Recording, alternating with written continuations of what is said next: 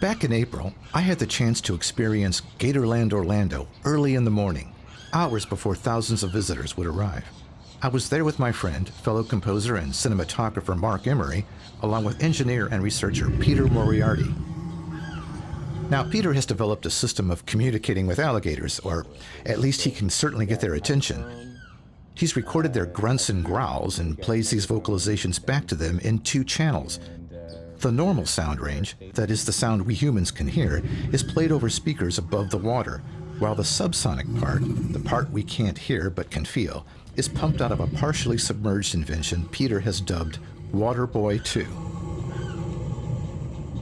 To accomplish this, Waterboy employs 8 big transducers, the kinds that are used in movie theater attractions to shake your seat. So I got like 4 stacks of pairs, basically, of these transducers. Can't tell.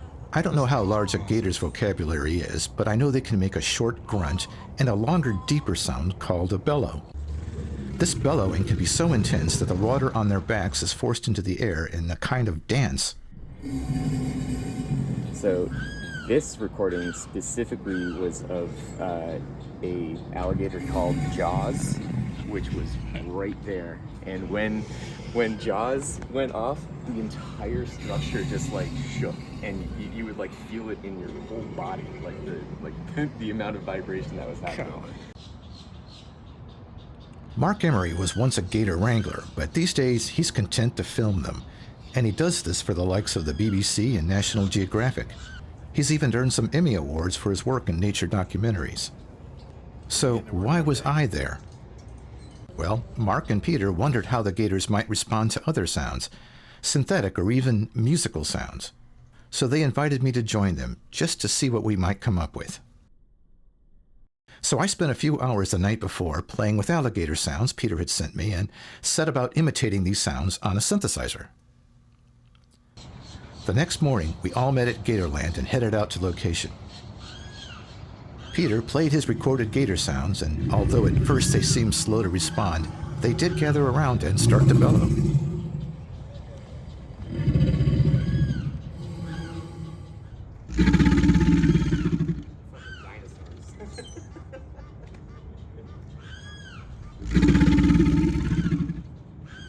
After a while, things calmed down and it was time to try the synthesizer.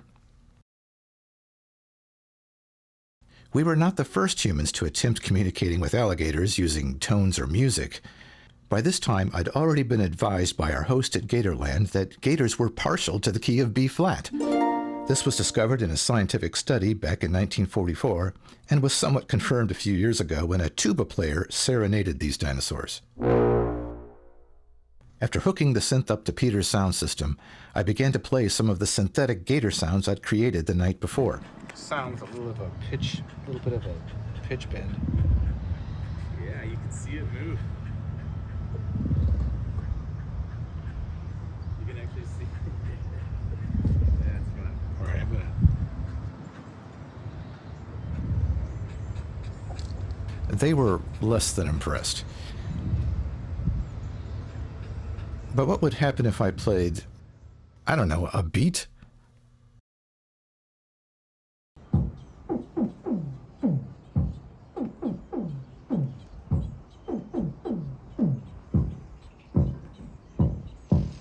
It's right.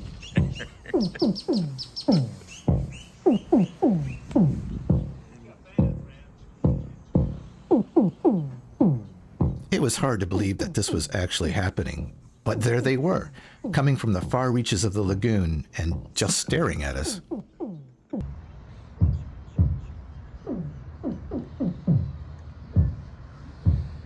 think they would like hip-hop, actually. Yeah. Eventually, the novelty wore off, I guess, and they lost interest. It was almost time for the park to open anyway. Once again, Peter began playing some of his recorded gator sounds just to see if he could get their attention one last time, but they looked like they were done for the day. Then, for whatever reason, I started playing the theme music for Jurassic Park. In a low octave, and in B-flat, of course. I'm muting it for this video to avoid any copyright violation. Again, they gathered around, with the combination of recorded bellows and romantic music having quite an effect. So what does it all mean? I have no idea. I'm a musician, not a paleontological musicologist. All I know is that I am thankful to have spent a great morning in a beautiful park with Mark, Peter, and a few hundred alligators.